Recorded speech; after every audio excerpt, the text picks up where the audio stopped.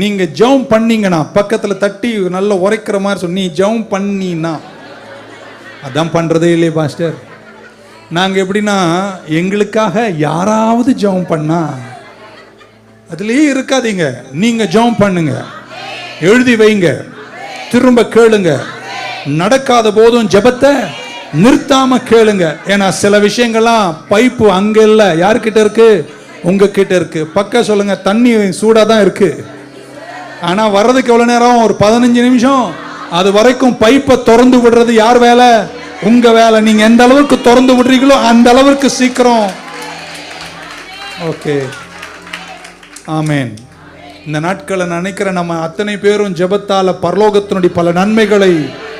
ஒரு முக்கியமான விஷயத்த சொல்லி, மூணாவது, நீங்க ஜெபிச்சீங்கன்னா கர்த்தர் அந்த ஜெபத்திற்கு பரலோக பலிபீடத்தில் இருக்கிற அக்கினிய உங்க